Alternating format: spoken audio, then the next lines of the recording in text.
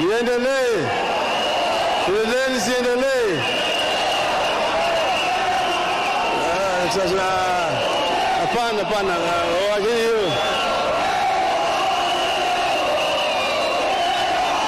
Sasa.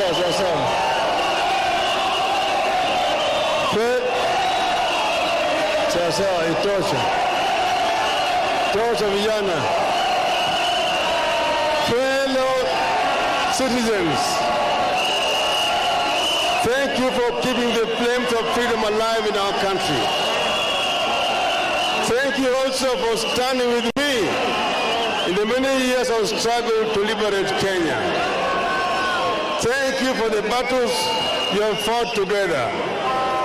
The journey has been long, but I have not fought alone or felt lonely. We have fought together. And allow me to take this very special moment to convey my very personal and deep gratitude to my family and the entire Odinga family for their enduring spirit in difficult, upsetting and tragic times.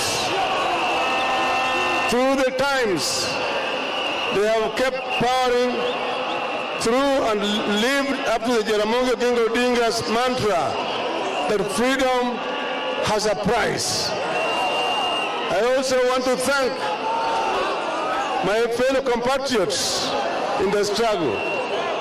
Thank you for keeping the faith. Thank you for fighting the good fight. I wish especially to thank the strongest human being known to me, Her Excellency, Dr. Aida Betty Anyanga Odinga, the pillar of our family and the secret weapon to our combined strength. Aida is the mother of our 4 children, Fidel Odinga, Rosemary Akeyo, Raila Jr., and Winnie Imgad Chogo. The 4 are all different in character, but are all endowed with the strength of their mother, Aida. Every time they put me behind the bars in the 80s, they thought they'd stop the fight for Kenya, only for them to meet an even more relentless fighter in the person of Madam Aida Odinga, a fighter as determined as only a mother can be for her children. Nothing can stop the power of a good woman fighting shoulder with shoulder with an engineer. However, in this election, Mama Aida Odinga's children are you, the people of Kenya. Fellow Kenyans, by voting in our next deputy president, Madam Martha Wangari Karua, you will have a complete army to fight for you and our country. Martha is a freedom fighter. She stood for the right of the people of Kenya. She had paid a price for it. She has stood straight even at the times of great difficulties. That is something you won't find on the other side. There are neither fighters nor fighting spirit on the other side. There is no known fight to make Kenya a better place that will be led by the people on the other side. The fighters for a better Kenya are on this side. Wako hapa Kasarani leo. Fellow Kenyans, Wangari and Amolo are not simply running to win an election. We are running to make Kenya a first-class global democracy and an economy. We are running to build a Kenya of hope and opportunity. A Kenya not of 45 individual tribes, but one big Kenyan tribe. My dear Kenyans, I am here today to declare a celebration, but also sound a battle cry. As Christians hymns tell us, the long dark night is almost gone, and the morning soon will break. We are on the verge of a great victory.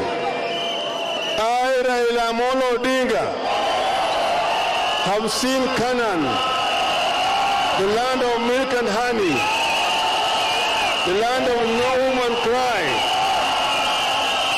I have seen the promised land, the land of the redemption song.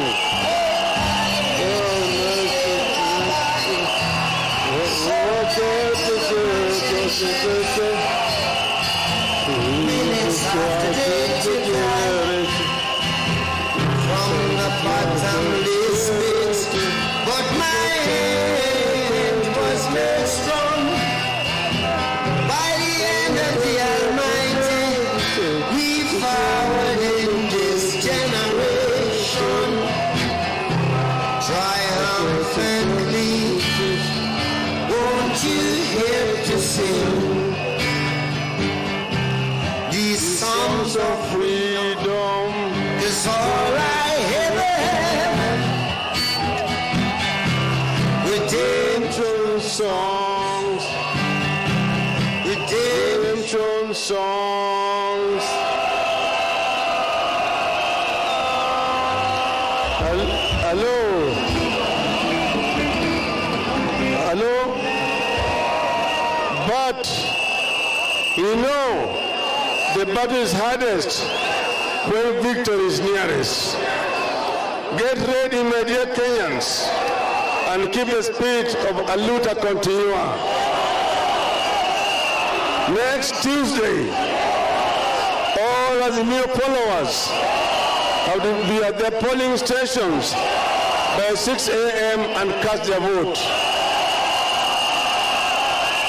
August 9th, mark the 7th multi-party election in Kenya. Historically, the number 7 is a symbol of completion and a new beginning. God rested on the 7th day after completing his work. Joshua went around the wall of Jericho 7 times for the wall to fall and pave way for a new beginning.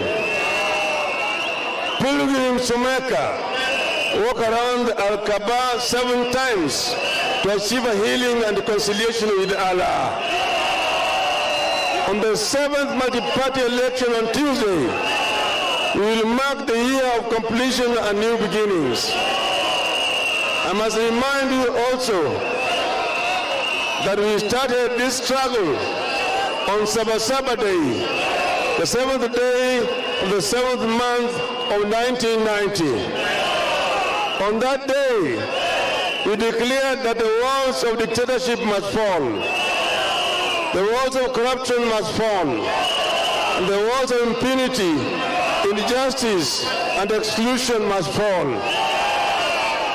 On Tuesday, we complete what we started on Sabasaba Day, and destiny has appointed the 7th multi-party election at the date of this completion.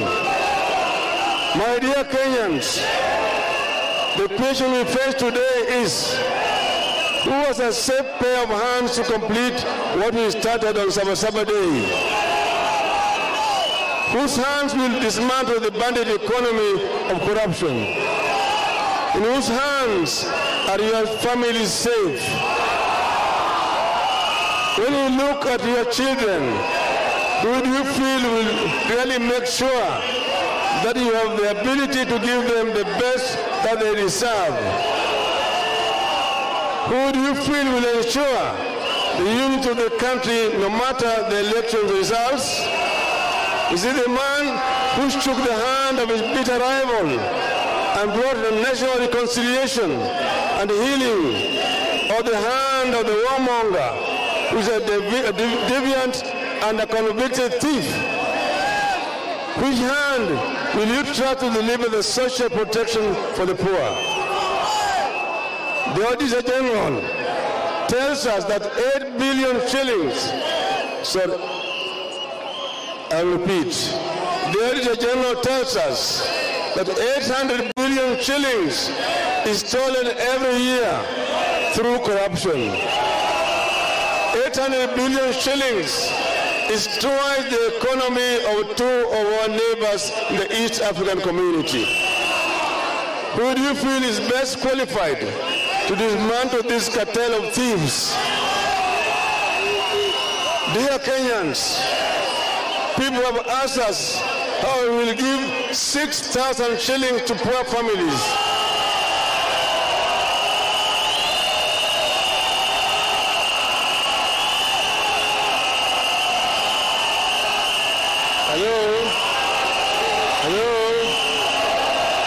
I repeat, people have asked us how we will give 6,000 shillings to poor families.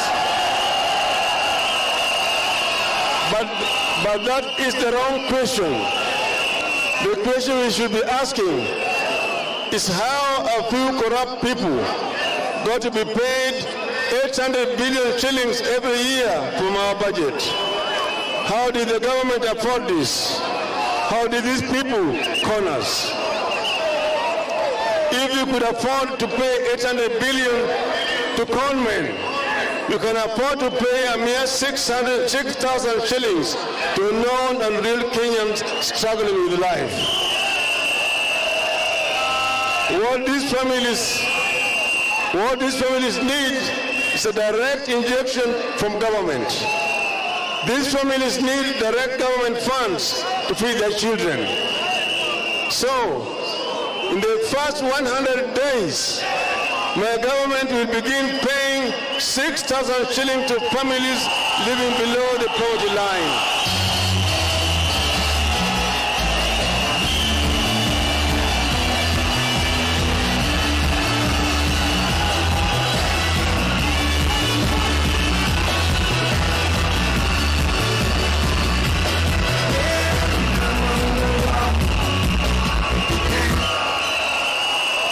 Hello? And we will not stop until they reach a place where they can feed their children without our help. This is what we are calling Social Protection Program. Fellow Kenyans, as you go to the ballot on Tuesday, I want you to know that we as a country are at inflection point. Either something very good will happen or something terrible will happen. You have a choice of the promised land, but the land of bondage is also within sight. The Pharaoh is refusing to let our people go. We left the land of bondage on Sabasaba Day in 1990. On that day we declared this: let my people go.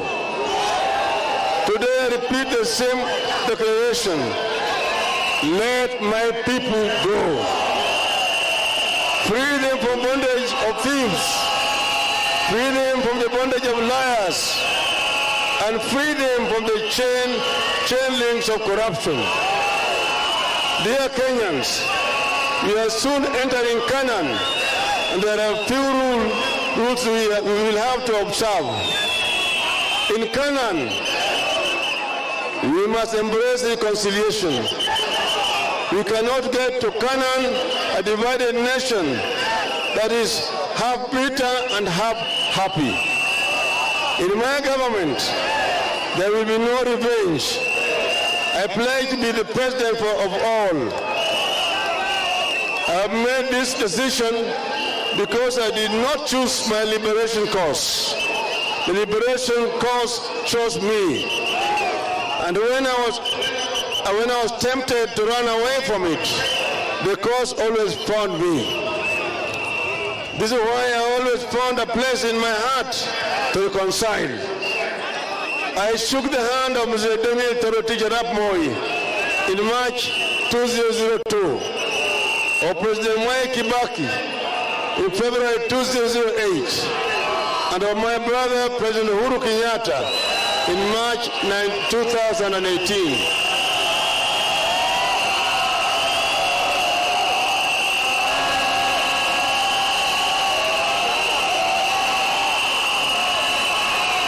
At this stage, I want to pay tribute to President Uhuru Muigai Kenyatta for showing statesmanship and embracing dialogue and agreeing to work together for the betterment of our country.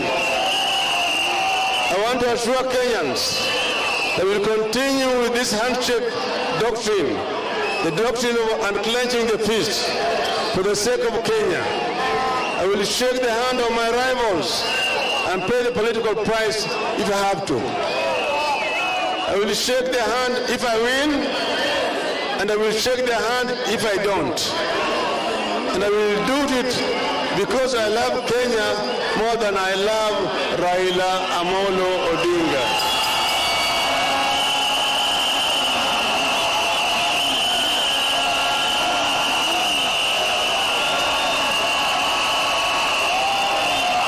Dear Kenyans, the election is a mere 3 days away. Make arrangement to vote on the 9th. Let us vote early. Let us win early. I need the vote of each and every one of you. Listen to me now. Choose your president yourself. Peace be with you all. God bless you. God bless this election. God bless this, our land and nation. Asanteni sana.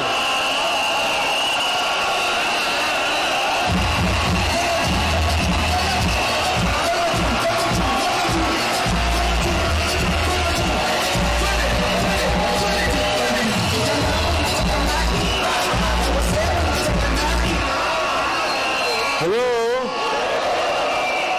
Nimesema kwa Kimombo. Nataka kusema machache tu kwa Kiswahili. Tulikuwa katika uwanja huu wa Kasarani tarehe 10 mwezi wa Disemba ya mwaka jana. Siku hiyo nyinyi mlimpata mimi ruhusa niendelee na mambo ya kampeni. Tumezuru Kenya mzima, pembe zote za Kenya, kutoka kule Mandera hadi Vanga, kutoka Turkana hadi Lamu, kutoka Busia hadi Masalani, kutoka Migori mpaka Moyale. Wakenya waniambia mimi ya kwamba punda imechoka. Punda imechoka. Inataka kushusha kizigo chini. Waswahili walisema kibebacho kikivuja nafuu kwa mchukuzi. Sasa tunataka punda teremshe mzigo tarehe 9 wiki ijayo. Tarehe 9 punda ataweza kuweka mzigo chini. Itapata fulani.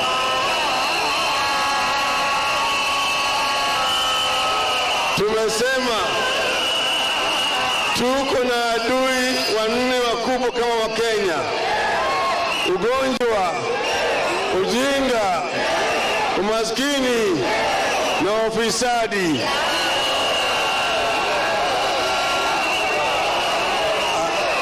Hatuwezi kumenyana wale watatu wa kwanza kabla tujaua adui watatu wanne ambao naitwa ufisadi. Ufisadi. Ndio sababu tumesema sisi tutasimama imara na Wakenya tumalize ufisadi katika taifa letu. Tumesema tunataka Wakenya wasimame imara. Mimi na mgomba mwenza wangu Mama Martha Wangari Karua tutafanya kazi kwa umakini kwa taifa la Kenya ili tuweze kukomboa Kenya kwa janga la ugonjwa, ujinga na umaskini.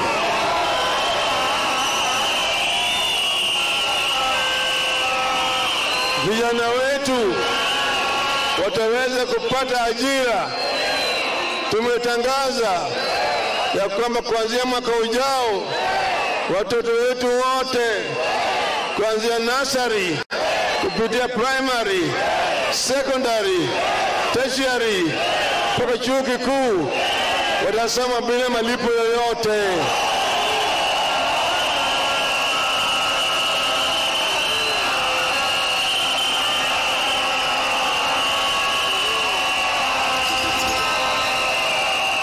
Tumesema vile kwamba wakimaliza ajira, wakimaliza masomo yao, watapata ajira sawa kulingana na masomo yao na ujuzi yao, ili waweze kuinua hali yao ya kimaisha na wasaidie wazazi wao. Tumesema vile wale ambao wanataka kuanzisha biashara yao watapata mkopo kutoka kwa serikali na walipi chochote mpaka baada ya miaka 7.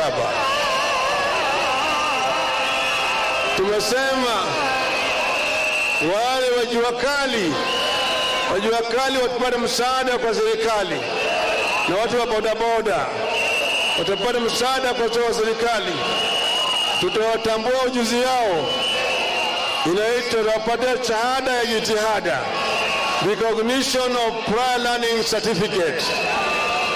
Tumesema tutasaidia wakulima wetu, ukulima tutaimarisha wakulima, tutawapatia msaada kwa upande ya vifaa vya kilimo, kwa upande ya mbegu, kwa upande ya mbolea na kwa upande ya soko. Bei ya mbolea tutashusha kutoka 6,000 kwa gunia hadi 2,000 kwa gunia.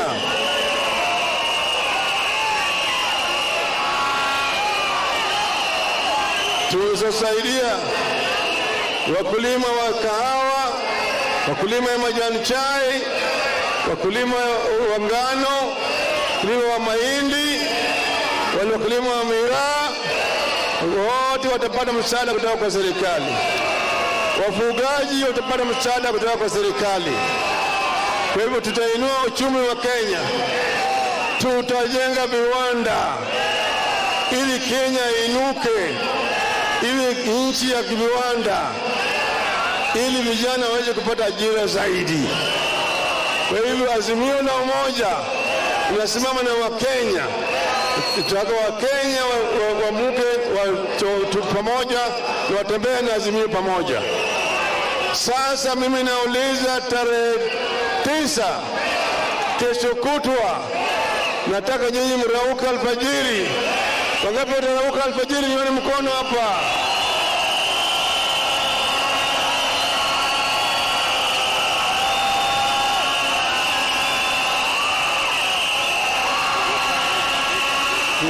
Piga kura kwa azimio kote katika taifa lote.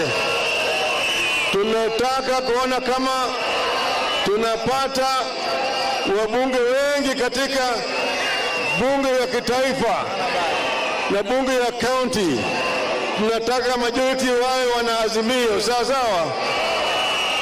Hapa Nairobi nataka niwe na gavana ya azimio la umoja,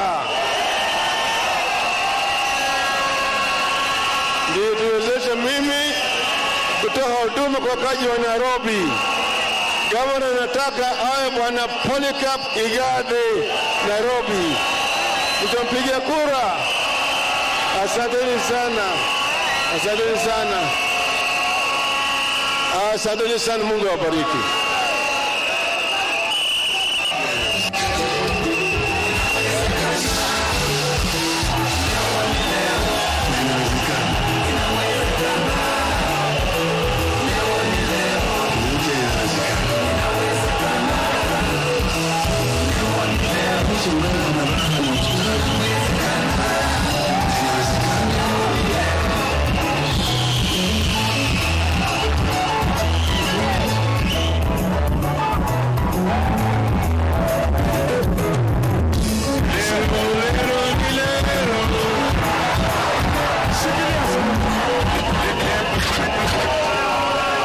Tushuke kwa jukwaa kwanza.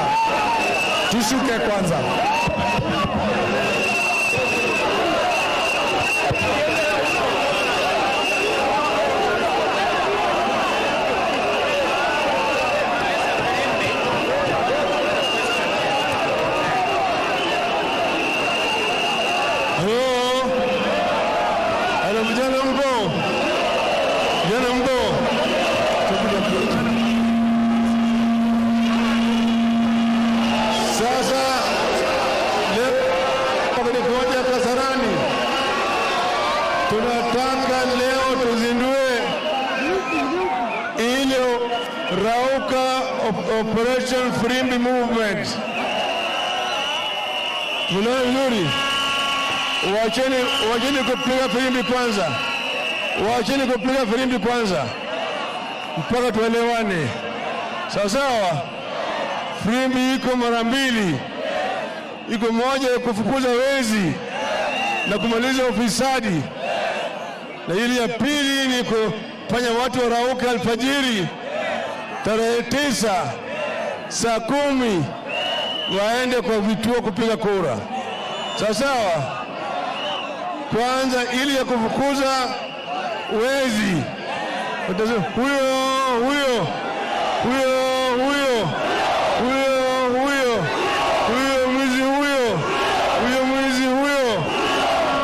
Hiyo inapigwa namna hii.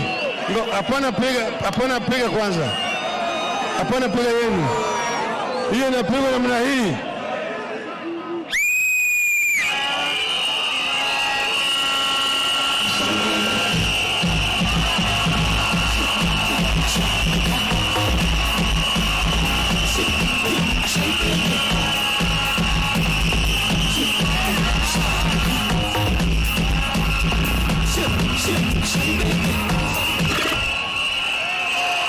Hello?